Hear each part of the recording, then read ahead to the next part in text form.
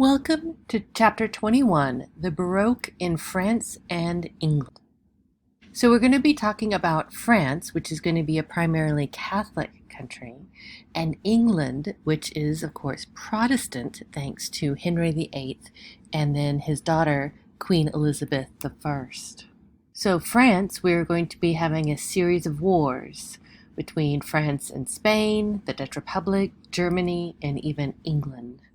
In England, we're going to have the English Civil War in 1642, the trial and beheading of King Charles I. This is in 1649.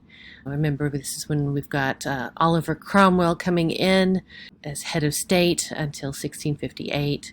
And then we've got a monarchy restored with King Charles II in 1660. What we have is a lot of wars and conflicts with these two countries. Okay, so let's start with France, and Georges de la Tour is Joseph the Carpenter. So remember, we are in Baroque, so that means that we are focusing on intense lighting, intense emotion. And so this is an image of a young Jesus helping his father, the carpenter, and they've got the one candle lighting them. Most of the light is on Christ's face, but we do have some of it on Joseph as well. This intense lighting is creating a very intensely emotional scene between father and son. Georges de la Tour was court painter to King Louis XIII. He was very much influenced by Caravaggio, as you can tell. Next we have Nicolas Poussin, The Death of Germanicus. This is actually a story in Roman times. It was written by Tacitus in the year 19 CE. This is about a Roman general. He's fighting against the Germanic tribes, and his adoptive father, who was the ruler of Syria. Unfortunately, his adoptive father poisoned him, and so he is on his deathbed here. We've got the family on the right-hand corner, his wife and children in mourning for him, and we have his soldiers surrounding the bed, vowing revenge. As you can see, that one guy with his hand up, he's vowing to avenge his officer. So Nicolas Poussin becomes an artist at the French Academy and really spent most of his career in Rome. Poussin considered history painting to be more intellectual than other more naturalistic paintings. In fact, he said of Caravaggio that he had come into the world to destroy painting. So Caravaggio is all about this intense emotion, action. He also is painting from nature, not a lot of drawings, not a lot of sketches. Poussin, however, is very much different. He is analyzing things, creating models, drawings, etc. Here's another Poussin, The Abduction of the Sabine Women. Now, we've talked about this theme before. So this is supposed to be about the founding of Rome, and so we've got the men of Rome, and they need women, they need wives, so they go and actually just steal these women from the Sabine tribe. Now, Poussin actually created wax figures to create his composition. So he created these little wax figures, put them in various positions, and then tried to figure out what the best way to paint it would be. Again, we have intense emotion, obviously, of the women, but we don't really see a lot of emotion on all the women's faces, but the old woman there on the center bottom, and of course we've got the children, that their mothers have been abducted, so we do have kind of the horror of this event. So here is one of the preliminary drawings that he did of this piece. So you can see where he tried to figure out where all of these figures would be and how he would position them. Another Poussin, this is Landscape with St. John on Patmos. This is his ideal landscape. Didn't reflect an actual place, but more of an imaginary setting. Claude Lorraine, a pastoral landscape. Again, this is an idyllic, poetic place, not an actual place. So Claude Lorraine His original name was Claude Gelée, was actually a pastry chef to begin with. And midlife, he switched careers and decided to become a painter instead. He actually was a student of Tazi. He's also the first artist to paint oil studies outside. This piece is actually painted on copper. So this is what they called Lorraine glasses. So Claude Lorraine's paintings became so famous and so popular that we had people who bought these called Lorraine glasses. So it is a black, shiny piece of glass that people would actually use to see the reflection of the landscape in. This would create this kind of fuzzy idea here. Just like his actual paintings. You can get a similar effect actually by using your cell phone, just by not turning it on, just a black screen, and looking at the reflection of the scene behind you. So here we have an attempt to codify these expressions by Charles Le Brun and Henri Testelen. So this is something that you see very popular amongst the academies, the idea of trying to figure out the correct way to be angry or sad. And so you have these kind of codifications or design books featuring these facial expressions. Hyacinth Regard, Portrait of Louis XIV. This painting is life-size, full-length. Now, Louis is only 5'4", but you'll notice that he is wearing heels. Yes, men wore heels before women did. One of the reasons why he liked heels is because he was a very prolific dancer. He loved dancing, and so he had very nice calves, and he liked to show them off, so he would have these high-heeled shoes to show off his calves. This painting is 9 foot by 6 foot. We also see the fleur-de-lis with his garments and the chair behind him and the stool. Of course, the fleur-de-lis is a symbol of France. We also see that he is wearing his sword. His hand is near, but not on the sword. He's got his scepter in one hand. The crown is right next to it.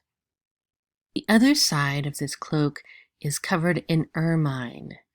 That was primarily for royalty. It has to do with the fact that these animals that were used for this fur became white only in the winter time. So there was a limited supply. Now we move to the Louvre.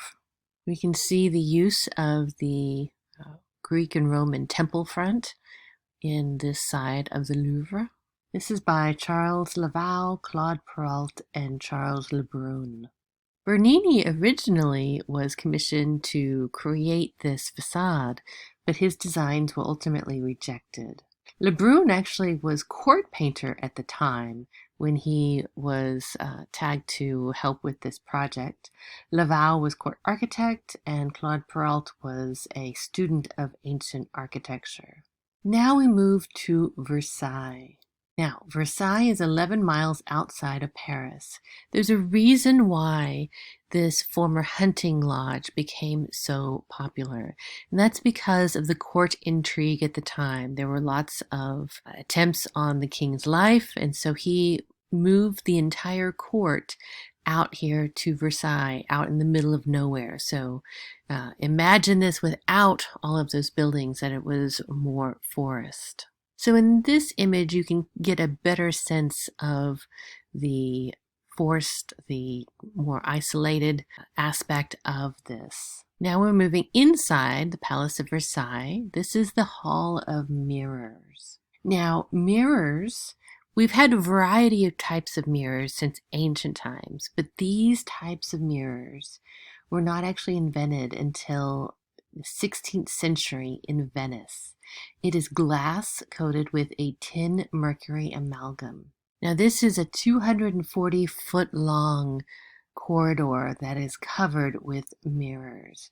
These were brought from Venice. On either end of the Hall of Mirrors, one is the Salon of War and the other is the Salon of Peace. Now, these mirrors made it look magical. You have to think about what it would look like with the flickering candlelight being reflected in these mirrors, or the beautiful colors of the flowers just outside in the gardens being reflected. You can get kind of a sense of the reflection in this image. Here is an image of the Salon of War, again at the end of the Hall of Mirrors. This is Jules Hardin-Mansart's Church of the Invalids in Paris. This was the tomb of Napoleon. He died in 1821, but originally it was part of a hospital, hence the name. It's a Greek cross plan with some little chapels attached. We've got the dome and 2 drums. This is the layout of the Church of the Invalids. Now we have Milo of Crotona, Pierre-Paul Puget. Again, the intense emotion, the agony. This man has his hand caught in the tree trunk and he is being attacked by a lion, and so he is obviously in a lot of pain in this piece. Again, we almost have a swirling motion as we have the fabric of his cloak that has fallen down as he's trying to wiggle free, and we've got the swirl upwards of the tree trunk, and of course his whole body is also swaying. Now we have the west front of the banqueting house, the Whitehall Palace in London. This is by Inigo Jones. This was used for court ceremonies. It's basically a double cube design. Inigo Jones was architect to both King James I and Charles I, and he was a big fan of Andrea Palladio. This was the main residence of the English monarchs in London from 1530 until 1698. This stopped being used in 1698 because there was a massive fire that destroyed most of the palace. The banqueting hall was one of the few buildings to escape. Before the fire, it was the largest palace in all of Europe with over 1,500 rooms. It was larger than the Vatican and Versailles. Now we need to talk about something that ultimately radically changed the layout of London, and that is the Great Fire. So there was a Great Fire of 1666. This is the one that started in Pudding Lane. So it started September 2nd, 1666, covered around 400 acres. About 4/5 of the city was destroyed. Over 100,000 people were homeless. Only a few people were reported to have died, though some researchers say now that there probably were more, but they were people who were not necessarily from London, could have been homeless, etc. 13,000 houses and 87 churches were destroyed. It was only stopped by creating a fire break by pulling down London Bridge. So one of the problems was that most of the houses were made out of wood. It was that wattle and daub house, which was mainly wood. Then we've got lots of overhangs. Water pipes themselves were oftentimes made out of wood at this time. So we have a royal commission that needs to recreate this city. Here is an image of what London Bridge looked like. So it's not just a bridge. London Bridge at this time was actually covered in houses and other buildings. So the lower right image is a cutaway to kind of show the base is going to be the shops, and then you're going to have living quarters in the upper stories. But the entire London Bridge is covered with, again, wooden buildings. So we are needing to reconstruct most of London in 1667. There is a Rebuilding Act that is passed.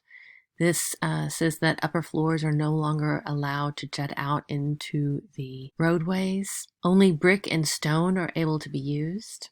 London at this time was around 400,000 people for the population. Now, to create some of this havoc, or one of the reasons why this fire was so deadly, was that it started early morning on a Sunday. They really needed to pull down some houses in order to create some fire breaks, but people didn't want to do this. Also, a lot of the more professionally trained firefighters were actually at war with the Dutch. And so we have this fire, and it creates such a hot fire. It created up to 1700 degrees. So we actually have the lead of the roofs of the churches are actually melting and then flowing down the streets of London. So we have just a massive chaos during this time. Sir Christopher Wren is really credited with recreating London at this time. He designs 36 company halls as well as memorials to the fire. He worked on 52 of the 87 damaged churches. People had actually brought their belongings to the church courtyard to keep them safe. Books and paper were stored in the crypt below, and when the roof collapsed, all of this burned. Stones were actually heard to be exploding from this intense heat. Now, St. Paul's Cathedral, this is the preeminent church that Sir Christopher Wren created. This is also the first cathedral built in Protestant England. Also, out of this fire, we actually have the first insurance company being created by a physician named Nicholas Barbon. Now, Sir Christopher Wren originally taught astronomy at Gresham College in London, mathematics at Oxford. He was friends with Edmund Halley, so he was well versed in a lot of the different sciences: anatomy, physics, math, astronomy, and geometry. You can see that he is influenced by, obviously, the Greek and Roman. We've got the Greco-Roman temple front, but we also have a lot of influence by like Michelangelo, as well as people like Bernini. Here is a cutaway so you can see how the interior looks.